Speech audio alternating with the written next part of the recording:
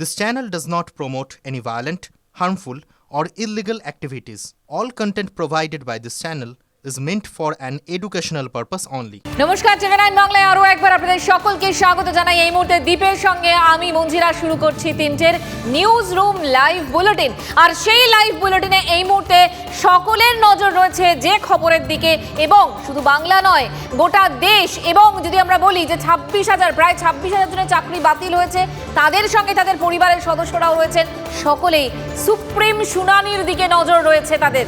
একবার বিগ ওয়ালে আমরা দেখাবো, এই মুহূর্তে বিগ ওয়ালে দেখাবো যে এই মুহূর্তের ব্রেকিং যেটা রয়েছে, আজ সুপ্রিম কোর্টে এসএসসি মামলার শুনানি এবং সুপ্রিম কোর্ট কি বলে সেদিকেই নজর রয়েছে সকলের।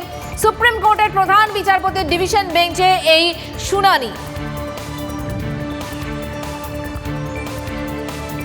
আরো বিস্তারিত জেনে নেব সহকর্মী সুমন মহাপাত্রর কাছ থেকে। সুমন, এই মুহূর্তে সুপ্রিম কোর্টে শুনানি এখনো শুরু হয়নি, কিন্তু সুপ্রিম কোর্টে কি চলছে, কি পর্যবেক্ষণ হতে পারে এবং রাজ্য তার প্রেক্ষিতে কি পদক্ষেপ সাজাতে পারে? বড় মামলা এবং সেই মামলায় নির্ভর করছে 26,000 চাকরিরত শিক্ষক, তার মধ্যে অনেকেই রয়েছেন এবং শিক্ষাকর্মী রয়েছেন, তাদের পরিবার এবং তাদের ভবিষ্যৎ। মামলার রায় যাই আসুক না কেন, তার উপর নির্ভর করবে পরবর্তী পদক্ষেপ রাজ্যের কী হবে, চাকরি থাকবে কি থাকবে না। কলকাতা হাইকোর্টের নির্দেশে 5,000-এর বেশি যারা অযোগ্য শিক্ষক চিহ্নিত হয়েছেন তাদেরকে তাদের বেতন ফেরত দিতে হবে। বাকিদেরও কিন্তু চাকরি বাতিল হয়েছে, তারা সেই চাকরি ফেরত পাবেন কিনা তা নির্ভর করছে প্রধান বিচারপতির বেঞ্চের ওপর। কিন্তু এখনও এই মামলার শুনানি শুরু হয়নি। 36 নম্বরে লিস্টেড রয়েছে এই মামলা। আর কিছুক্ষণের মধ্যে এই মামলার শুনানি হবার কথা, এবং সেখানে রাজ্য এবং এসএসসি সওয়াল করবে যোগ্যদের হয়ে। অন্যদিকে যারা মামলাকারী, যাদের মামলার ভিত্তিতে এদের চাকরি গিয়েছে, তারাও কিন্তু ক্যাভিয়েট দাখিল করে রেখেছেন এবং ফিরদৌস স্বামী, বিকাশ রঞ্জন ভট্টাচার্যরা কিন্তু সুপ্রিম কোর্টে তাদের বক্তব্য পেশ করার সুযোগ পাবেন। সেই জায়গায় দাঁড়িয়ে মামলার রায় কোন দিকে যায় তার দিকে কিন্তু প্রত্যেকে তাকিয়ে রয়েছে। শহীদ মিনারে যোগ্য চাকরিহারারা তারা জমায়েত করেছে। আজকে মামলার রায়ের উপর নির্ভর করে বা আজকে মামলার পর্যবেক্ষণের উপর নির্ভর করে যদি স্থগিতাদেশ আসে বা না আসে তার উপর নির্ভর করে তারাও কিন্তু সুপ্রিম কোর্টের দ্বারস্থ হবে। অন্যদিকে এবিটিএ, স্টিয়া, এই শিক্ষক সংগঠনগুলোও কিন্তু প্রস্তুতি নিচ্ছে সুপ্রিম কোর্টে যাবার। আজকের সুপ্রিম কোর্টের এই পর্যবেক্ষণ বা স্থগিতাদেশ স্থির করে দেবে কোন দিকে আমাদের রাজ্যের চাকরিহারাদের ভবিষ্যৎ। বেশ সুমন, আমাদেরও নজর থাকবে অবশ্যই সুপ্রিম শুনানির ওপরে, যেমনটা আমরা দেখছিলাম সকাল থেকে। এই মুহূর্তে বিজেপি এবং তৃণমূলের কি প্রতিক্রিয়া এই মামলা নিয়ে শুনবো। টিএমসি চুরি করে ফেঁসে যায়, আবার সুপ্রিম কোর্টে যায়, আবার কানমোলা খায়, বাড়ি চলে আসে।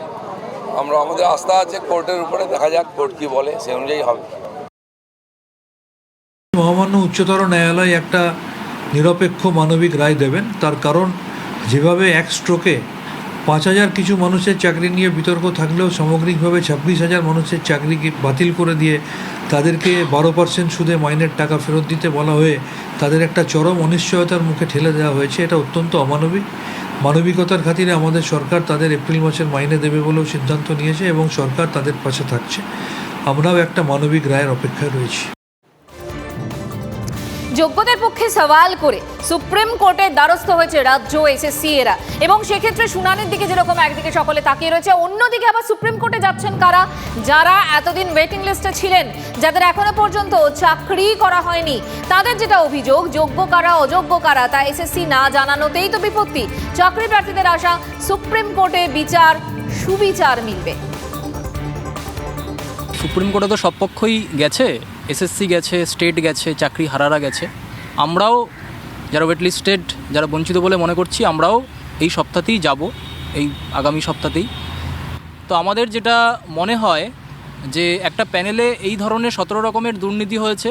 এসএসসি নিজে তার জায়গা পরিষ্কার করছে যে যোগ্যদের মধ্যেও কতজন অযোগ্য আছে এটাও আমরা সঠিকভাবে বলতে পারছি না। তো আমরা মনে করি যে বেনিফিট অফ ডাউট যোগ্যরাও থাকুক এবং বাকি যত ওয়েটলিস্টেড আছে প্রত্যেককে এক্ষেত্রে নিয়োগটা দেওয়া হোক, যারা অযোগ্য তাদেরকে বাদ দিয়ে। যেদিন আমরা আন্দোলনটা শুরু করেছিলাম সেদিন কিন্তু শূন্য বলা যাবে না, মাইনাস থেকে শুরু করেছিলাম।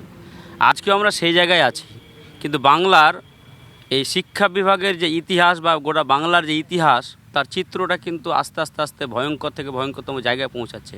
আমরা কখনো ভাবিনি যে এই মুষ্টিমেয় কয়েকজন মানুষের আন্দোলন এবং এই দুর্নীতির বিরুদ্ধে লেগে থাকাটা এত ভয়ঙ্কর একটা জায়গায় পৌঁছাবে, এতটা প্রভাব বিস্তার করবে। শেষ পর্যন্ত কি হবে আমরা এখন জানি না।